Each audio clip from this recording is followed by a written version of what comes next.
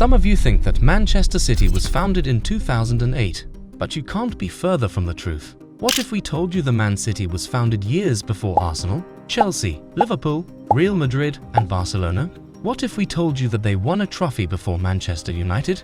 Crazy, right? Well, trust us, it's about to get even crazier as we dig into the entire history of Manchester City Football Club. So first, the name of the club wasn't always Manchester City. They were founded as Street Marks in 1880, and they had that name because the club was founded by members of Street Marks Church of England in Westcourt in Greater Manchester. And you won't believe the reason this club came about in the first place. Back then, there was a problem of alcoholism, unemployment, and gang violence in the area. So a couple of church wardens thought that the best way to curb that was to introduce new activities for young men in the area. And what better activity to attract men than football, right? Although the club was founded by a church, it was open to all the men in the area regardless of religion. So officially, Street Marks was founded by two men named William Bistow and Thomas Goodbear in 1880. Anyway, as you'd expect from a newly founded club, they played some horrible football in their first year. They won just one game in the entirety of that season, so you could say it was a very slow start. But they would slowly begin to pick up the pace and expand their reach in the process, which caused them to change their name to Ardwick Association Football Club in 1887. And then in 1894, the name was changed again, this time to one you're familiar with, Manchester City Football Club. Maybe the name change started to bring them some luck, because 5 years after they started going by Manchester City, the club won their first ever trophy, the second division, and that earned them promotion to the first division, the highest level of English football. So at the turn of the 20th century, Manchester City were rubbing shoulders with the biggest clubs in the country. Then in 1904, they won their first major trophy, the FA Cup, after they beat Bolton Wanderers in the final. That made them the first Manchester club to ever win a major trophy. Yes, they won a trophy before Manchester United.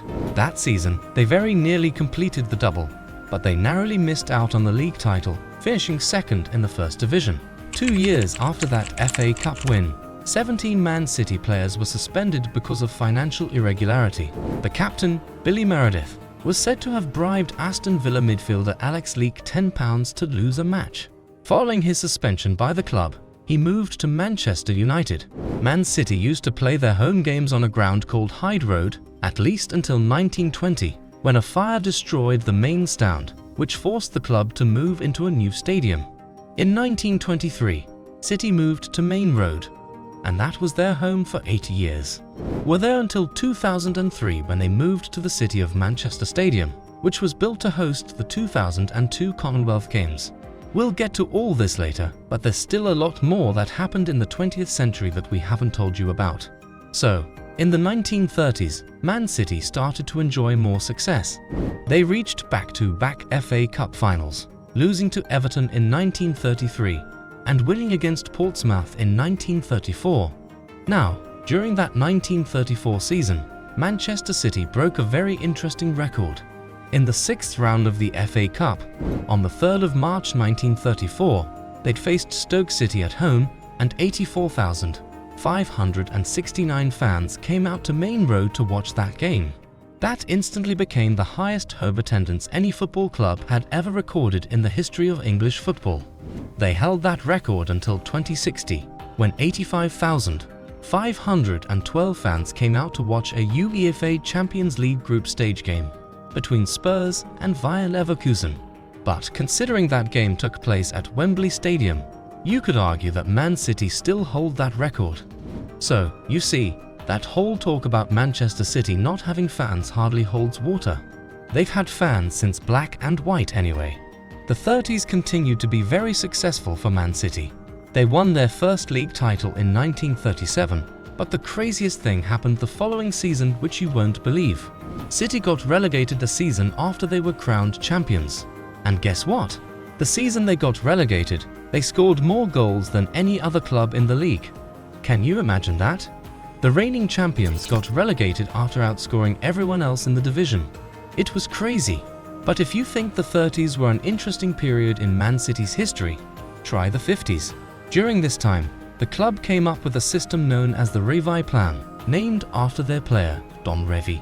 He was a striker, but he would often come deep into the pitch, dragging the opposition centre backs out of position, thus opening them up. In modern football, we'd call him a false nine. Anyway, the Reva plan helped City reach back-to-back FA Cup finals again. They lost to Newcastle in 1955, but they beat Birmingham in 1956. And the 1956 final was so dramatic. With 17 minutes left on the clock, City's goalkeeper Bert Trautmann was knocked unconscious after he collided with an opponent, Peter Murphy. Murphy's knee hit Trautmann's neck with some force, and the goalie needed instant treatment. Substitutions were not permitted back then, so if he was to go out, City would have to play the game with 10 men. Trautmann bravely insisted on finishing the game, and City ended up winning 3-1. But guess what? 3 days later, after some tests, it was revealed that Bert Trautmann had broken a bone in his neck during that collision. It was so insane, and that remains one of the craziest FA Cup finals there's ever been. But these periods of heights were very quickly followed by a period of lows for the citizens. They were relegated in 1963, and it felt like they were losing their fans. In 1965, they hit a record low home attendance of 8,015, an insane drop from the record-breaking numbers some 30 years ago. But they would rise again, winning the FA Cup in 1969, and their first European trophy, the European Cup Winners' Cup in 1970. That year, Man City also won the League Cup, becoming only the second ever English club to win a European trophy and a domestic cup in the same season. Half a century later, they would also become the second English club to complete the European treble, second to their neighbouring rivals Manchester United. And you know, we could not just possibly talk about the history of Man City without talking about their neighbours. Doing better than United was always one of the aims of Man City, which is why City fans will always fondly remember the last game of the 1973-74 season. They played Man United, who needed a win to avoid relegation. But City beat them 1-0 to send the Red Devils down to the second division, and the goal was scored by Dennis Law, who had previously played for Man United. It remains one of the sweetest victories in the club's history. So yeah, it's safe to say that the 1970s were a good time for Man City. But what followed was an extended period of lows. In the 80s, the club had 7 managers, none of whom was able to win any silverware. They got to the FA Cup final in 1981, but lost to Spurs, and they got relegated from the top flight in 1983 and 1987. They would come back up to the first division in 1989 and finish in the top 5 in 1991 and 1992. And in 1992, they were one of the founders of the Premier League. The new league was supposed to mean a new life for them, but they continued to struggle. They'd fought and struggled until they finally got relegated in 1996.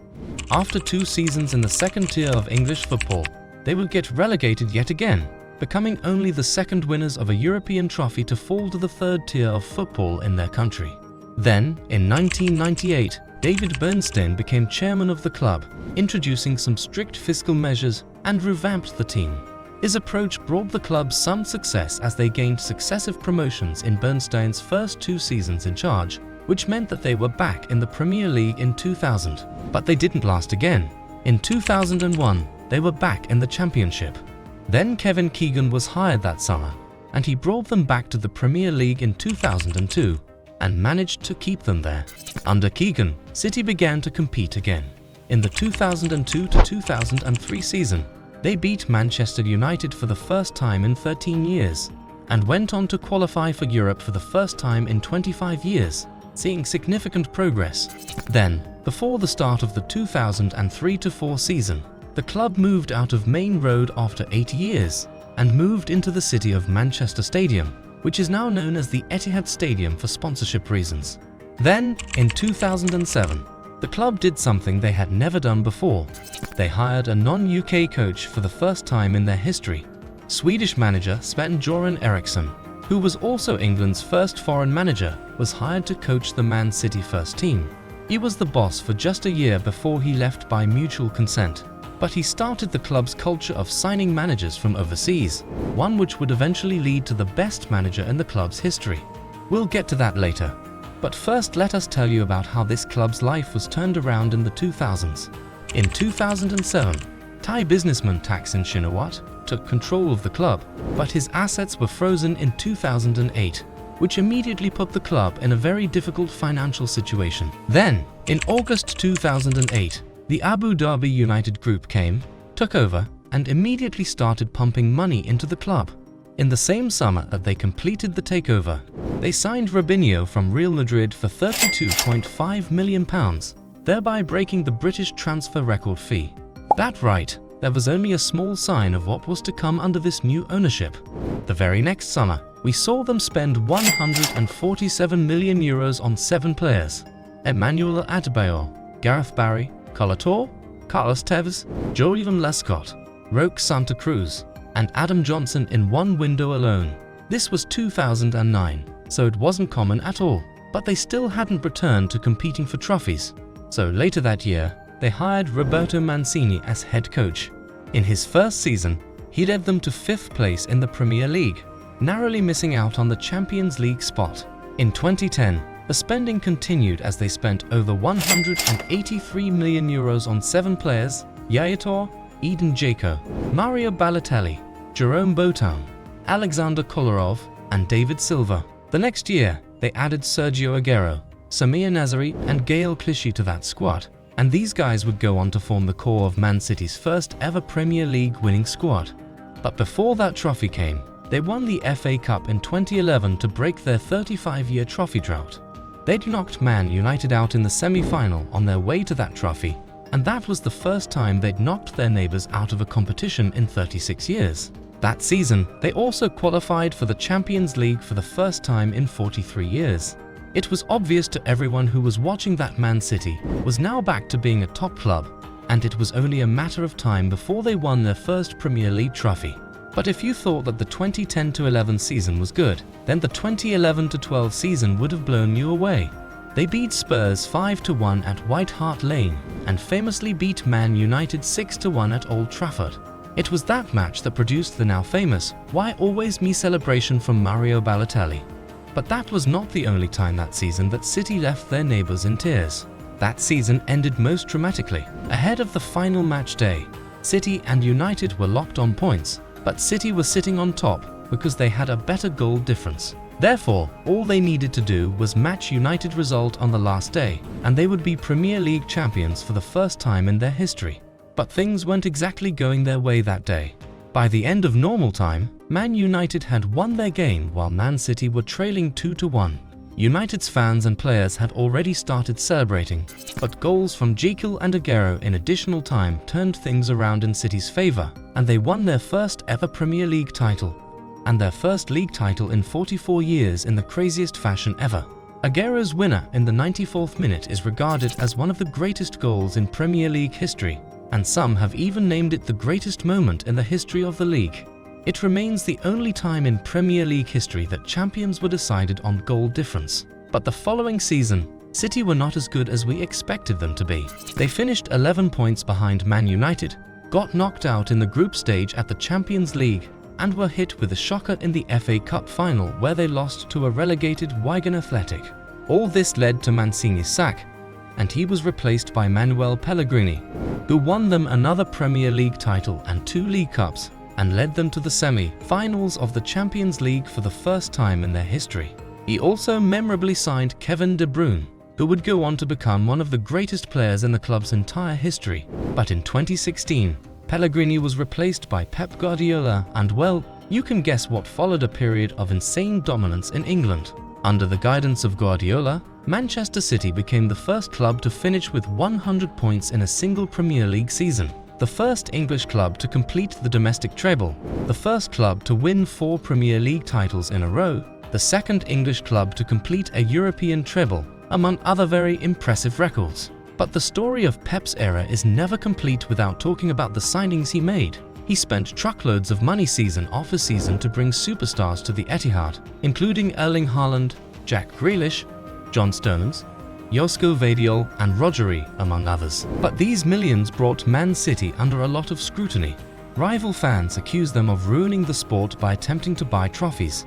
But more consequentially, they have been investigated by UEFA and the Premier League for allegedly breaching financial fair play rules. UEFA infamously banned them from European competitions in 2020, but after the club appealed to the Court of Arbitration for Sports, the ban was overturned after discovering that some allegations were beyond the 5-year limit for UEFA investigations, while the rest were unproven. So, Man City were allowed to compete in the Champions League in the 2020-21 season, and they went on to reach the final for the first time in their history. They lost that game 1-0 to Chelsea, but they would finally get their hands on the trophy in 2023 after beating Inter Milan 1-0 in the final, to end a 7-year wait for the big ears in the Pep Guardiola era.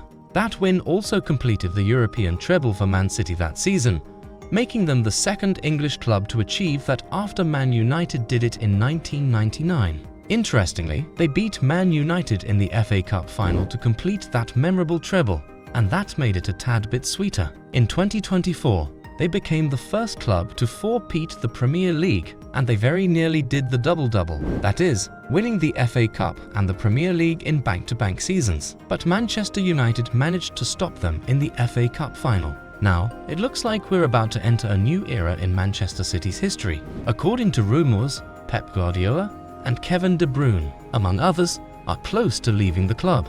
That would spell a new era. What will this new era look like for Man City? Will they still be one of the best clubs in Europe? Will their monopoly of the Premier League finally be over?